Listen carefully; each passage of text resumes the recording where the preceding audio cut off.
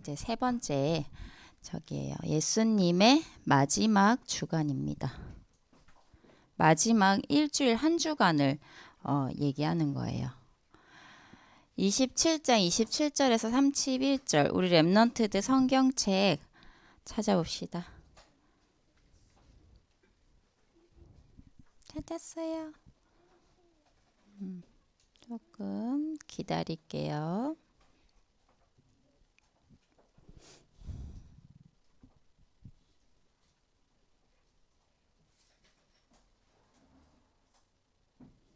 예수님을 조롱하는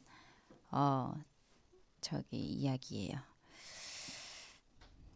자, 찾았나요?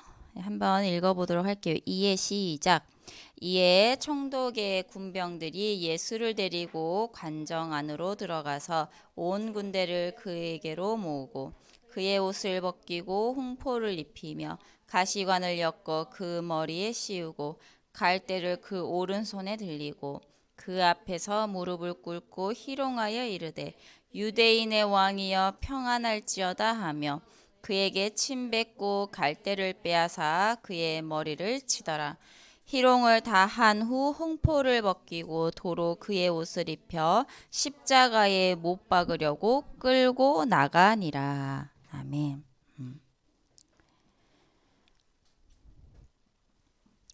구원의 길. 자, 원래 인간은 하나님의 형상대로 창조되었어요.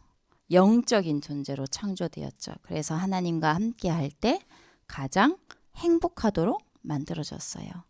그런데 하나님이 먹지 말라 한 선악과를 따먹는 창세기 3장 사건이 일어나게 되죠. 그래서 하나님을 떠나게 되고 죄의 종이 되고 마귀의 종이 되었어요. 너희는 너희 아비 마귀에게서 났으니 그리스도를 대적할 수밖에 없는 마귀의 종이에요. 그래서 사단의 심부름을 할 수밖에 없는 거예요. 그리고 고통과 재앙 가운데 있을 수밖에 없어요. 수많은 사람들이 얘기하죠.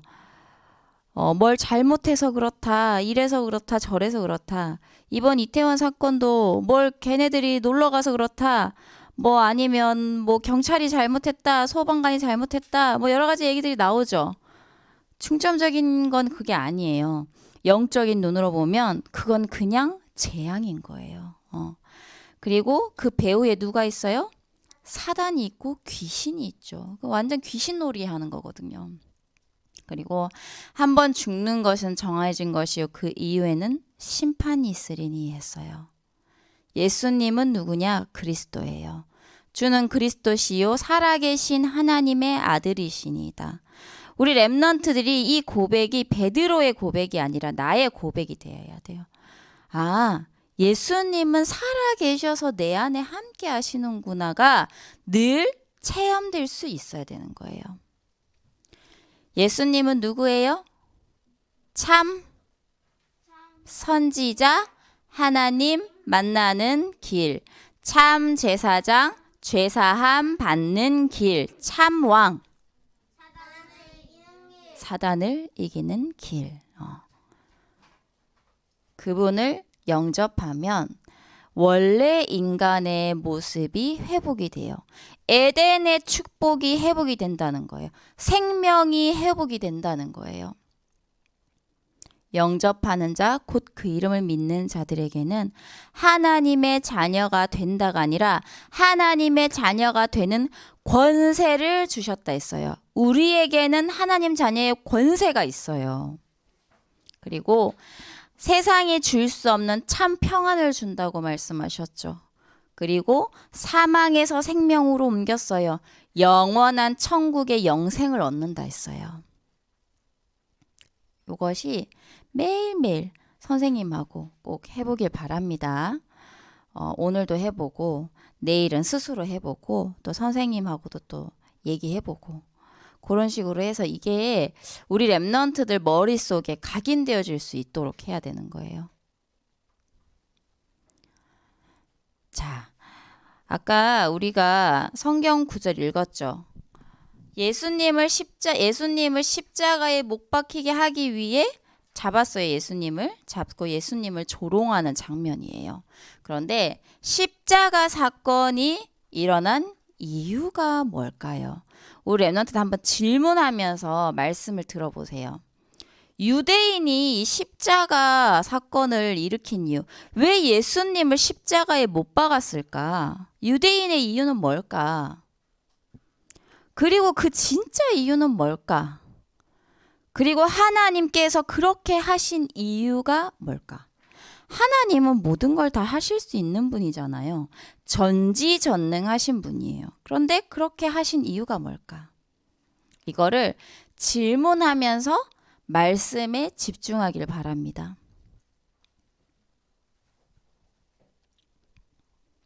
자, 서론에 보겠습니다. 그리스도를 대적하는 사람이 있고 또 그리스도를 모르는 사람이 있고요. 그리스도를 대충하는 성도와 교회가 있다는 거죠.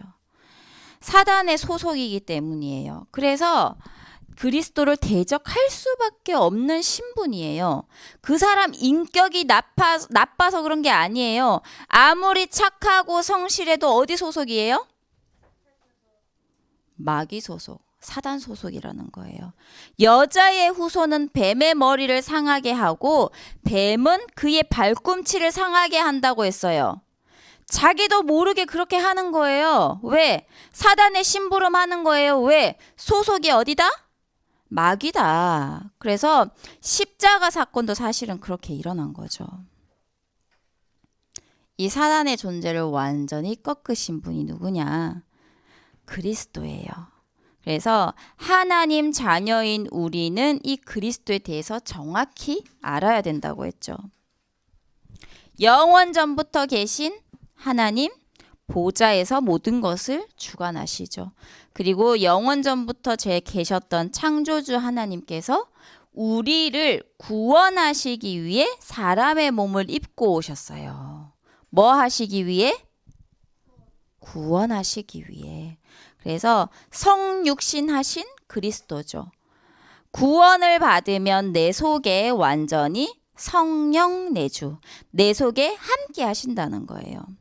그 다음에 뭐예요? 부활하신 그리스도예요. 그냥 죽으신 게 아니라 죽음과 마귀의 사망 권세를 완전히 깨뜨리시고 3일 만에 부활하셨어요. 그리고 모든 믿는 자에게 예수 이름으로 응답받도록 하셨어요. 예수 이름으로 기도하면 어떻게 돼요? 역사가 일어나죠. 왜? 지금도 부활하셔서 보좌에 계시니까요. 그리고 우리에게 아까 권세를 주셨잖아요. 그래서 그 이름으로 사단도 결박시킬 수 있죠. 마지막 날 재림주로 다시 오실 그리스도예요. 천국 혹은 지옥으로 갈 수 있는 몸으로 부활을 한다는 거죠. 그래서 그리스도를 부활의 첫 열매라고 얘기를 했어요. 마지막 때 모든 사람을 다 살리는 그리스도예요. 자, 그 다음에 3가지를 넘어서라고 했어요. 예수 그리스도에 대해 답이 난 사람은요. 3가지를 넘어설 수 있어요. 고린도후서 4장 18절에 보면요. 우리가 주목하는 것은 보이는 것이 아니요 보이지 않는 것이니 보이는 것은 잠깐이요 보이지 않는 것은 영원함이라. 우리가 주목하는 것은 뭐다? 보이지 않는 것이다. 우리 랩런트들 쓰는 것보다 듣는 게 더 중요해. 쓰는 거는 중요한 것만 써도 돼요. 그리고 옆에 써져 있잖아. 그지? 그거를 그냥 보충해서 적기만 하면 돼요. 어차피 한 주간 볼 것도 아니잖아요. 그러니까 잘 들어요. 쓰는데 막 집중하다 보면 메시지가 안 들려. 근데 듣는 게 더 중요해요. 그리고 들으면서 이 말씀이 조금 마음에 와닿는다 할 때 적어요. 중요한 거. 자, 고린도후서 4장 18절에 뭐라고 했어요? 우리가 주목하는 것은 뭐다? 보이는 것이요. 보이는 것이 아니요. 보이지 않는 것이라 했어요. 뭐라고? 보이지 않는 것을 우리는 주목해야 된다 했어요. 왜? 보이는 것은 잠깐이니까. 보이지 않는 것은 영원하다 했어요. 고린도후서 4장 18절에. 세상 사람들은요, 눈에 보이는 것에 좌우돼요. 그래서 학업에 스트레스, 사람의 말에 흔들리고 세상 권세에 약해지고.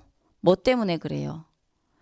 눈에 보이는 것밖에 몰라서 그래요.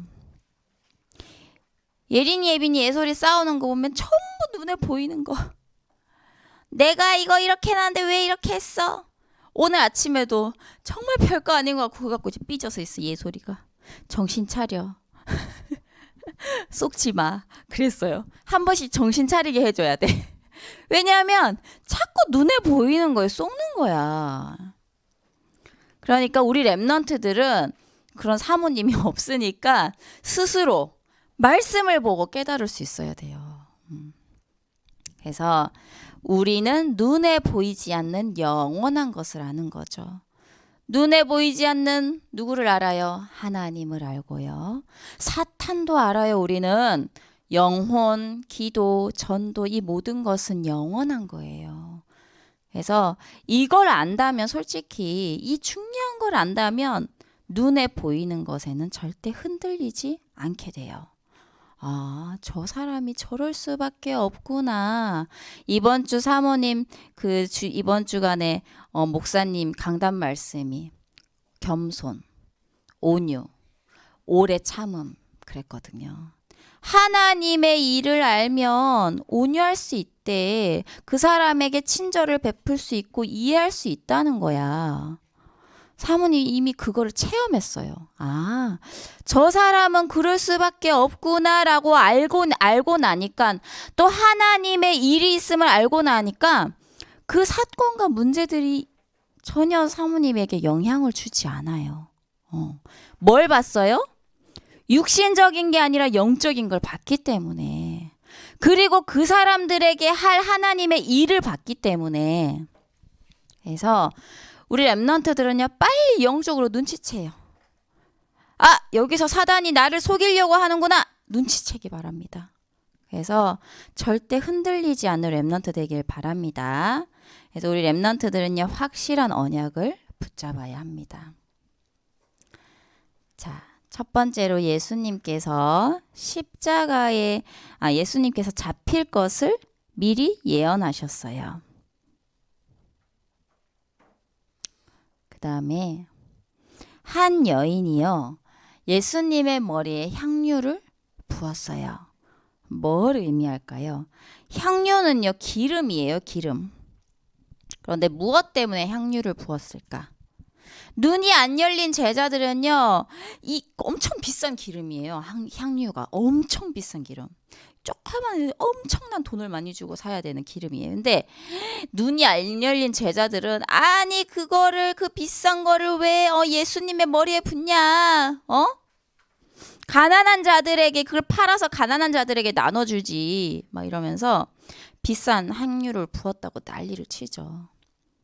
향유를 부은 진짜 의미 뭐냐?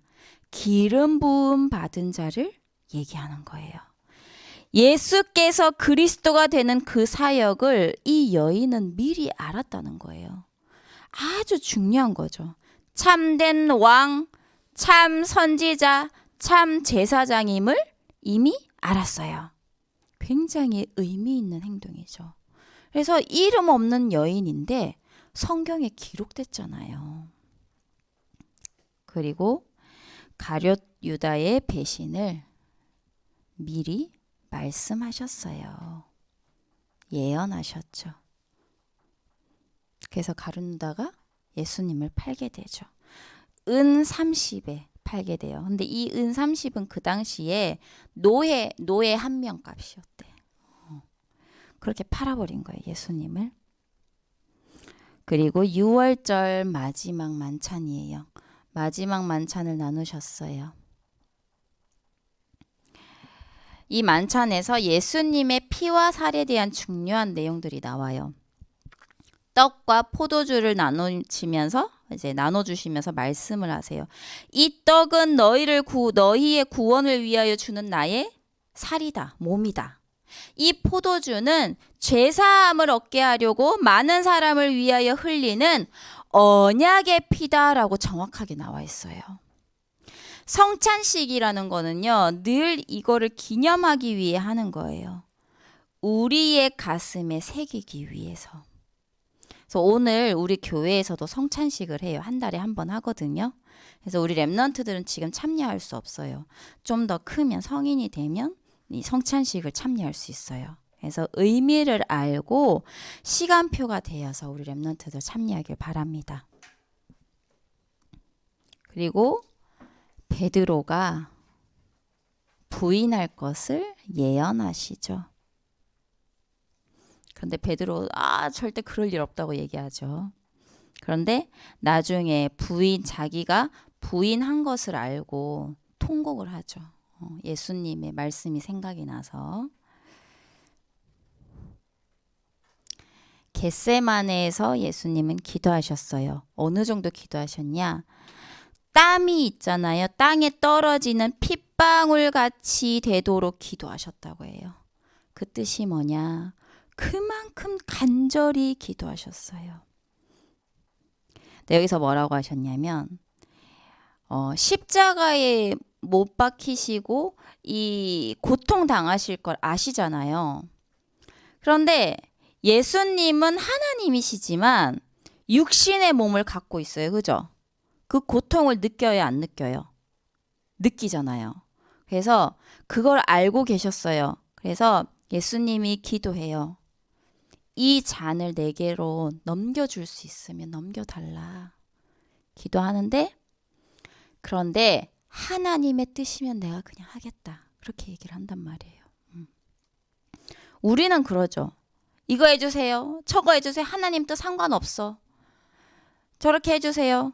근데 사모님은 항상 이제 예린이, 예빈이, 예솔이 기도할 때 이번 주에 3명이 다 고열 39.5였어요. 그래서 고열이었는데 그때마다 사모님이 그가 찔림은 우리의 허물 때문이에요. 이번 주 우리 외웠던 구절 있잖아요. 그거 암송해주고 또 암송하게 하고 그리고 예수님의 뜻이면 낫게 하옵소서 기도했어요.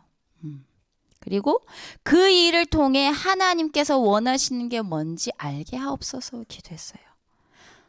우리 랩런트들의 기도가 그거여야 돼요.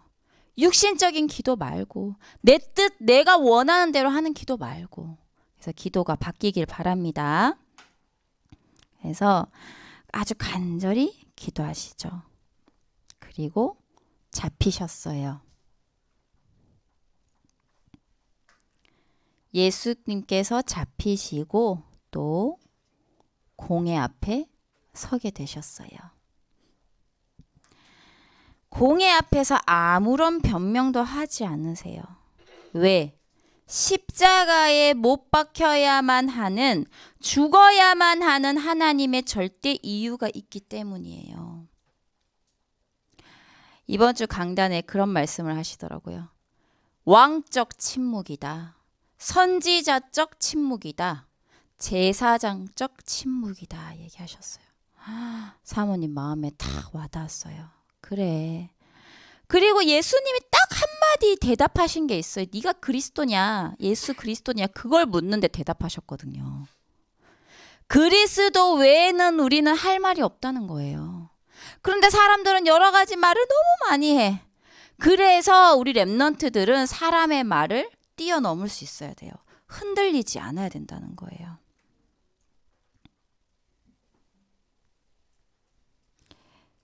베드로가 예수님을 부인하게 되죠. 겁에 질려가지고 예언대로 예수님을 부인하게 돼요. 이때 베드로의 눈은 어땠어요? 육신적인 걸 의식했어요. 사람들한테 맞아 죽을까 봐 두려워서 거짓말을 하게 됐죠. 눈에 보이는 것에 속은 거죠. 그런데 나중에 베드로는 어떻게 됐을까요? 모든 것을 회개하고 회복했어요. 그리스도를 담대히 선포하는 제자로 거듭나게 된다는 것이죠. 그리고 가룟 유다는 예수님을 배반했던 유다는 자살을 하게 돼요. 그리고 결국 예수님이 어떻게 되셨어요? 십자가에 못 박히시게 되셨죠.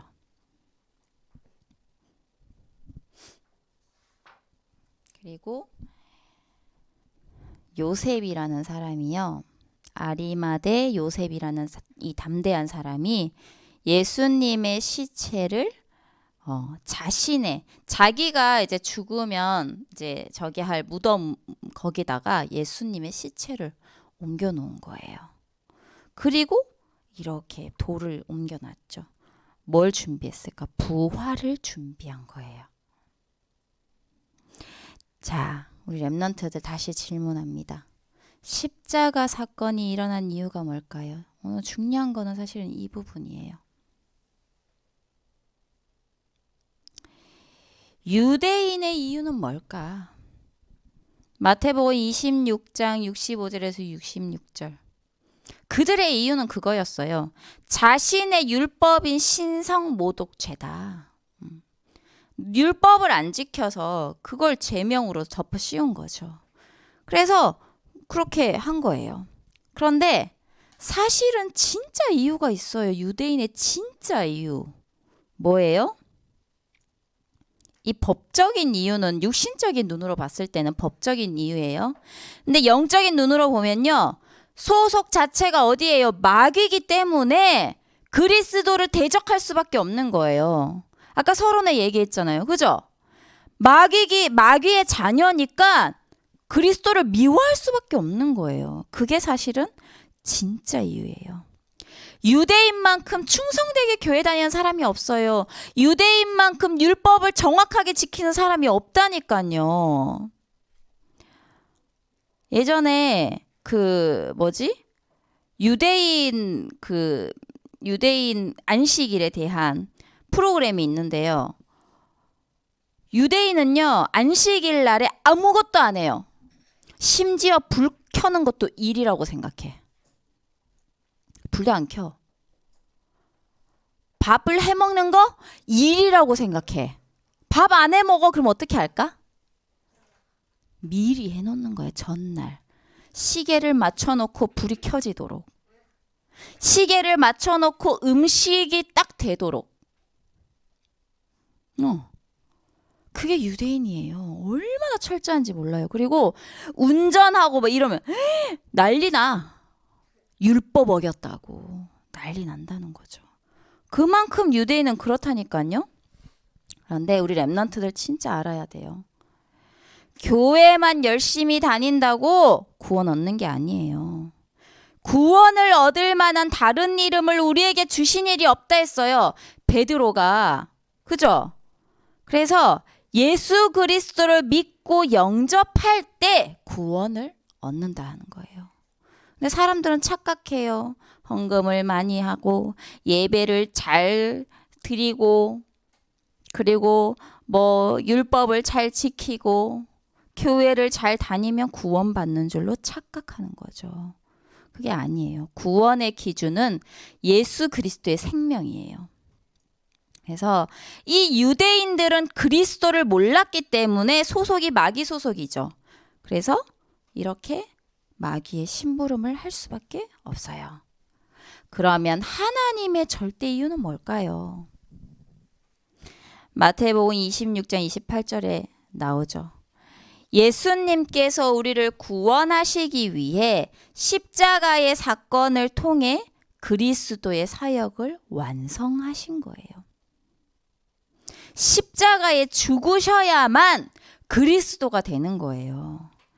창조주 이 하나님께서 십자가에 못 박혀 피를 흘리셔야만 우리의 원죄 문제가 완전히 해결되는 거예요. 다른 사람이 피 흘리면 될까? 안 돼요. 왜? 죄인이기 때문에.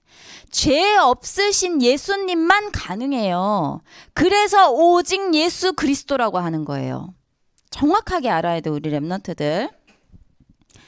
그래서 하나님의 절대 이유가 바로 그거예요. 그리고 마지막에 예수님이 뭐라고 하셨어요? 다 이루었다 하고 끝. 그래서 이 그리스도의 생명이 전달이 되어야 돼요. 그래서 그 최고 중요한 장이 어디냐? 지금은 비대면 플랫폼이라는 거예요. 비대면 플랫폼은요, 그때 얘기했죠. 줌, 카카오, 유튜브 많아요. 그래서 이제 선생님들하고 선생님과 비대면으로 만날 수 있는 장을 꼭 만들길 바래요. 우리 선생님들도 너무 바쁘겠지만 아이들과 그런 장들을 만들고 소통할 수 있어야 돼요. 왜? 24시간 우리가 따라다닐 수 없으니까. 그래서 일주일에 단 한 번이라도 아이들과 소통할 수 있는 장이 되어줘야 된다는 거예요.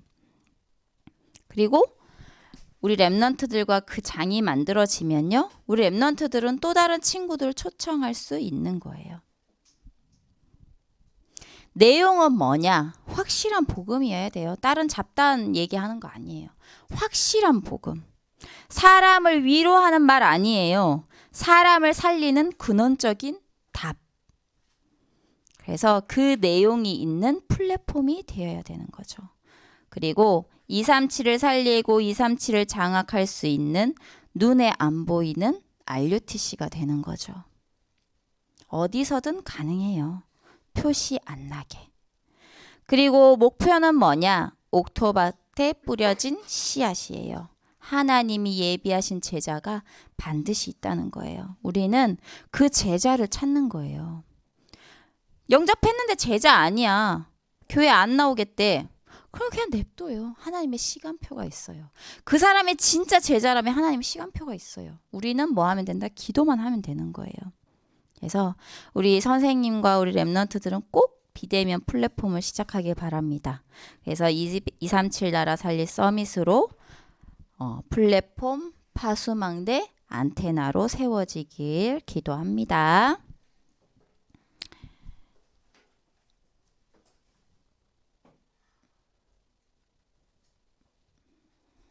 자, 핵심을 한두 문장 만들어서 편집해 봅시다. 그러면 다시 기억하기가 쉬워요. 그것만 계속 생각하면.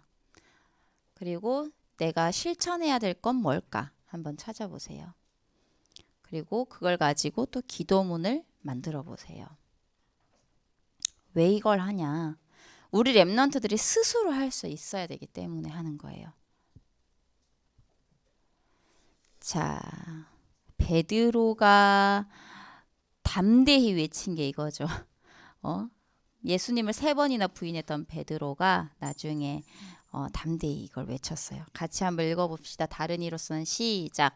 다른 이로서는 구원을 받을 수 없나니 천하 사람 중에 구원을 받을 만한 다른 이름을 우리에게 주신 일이 없음이라 하였더라. 로마서 5장 8절. 우리가 아직 죄인 되었을 때에 그리스도께서 우리를 위하여 죽으심으로 하나님께서 우리에 대한 자기의 사랑을 확증하셨느니라.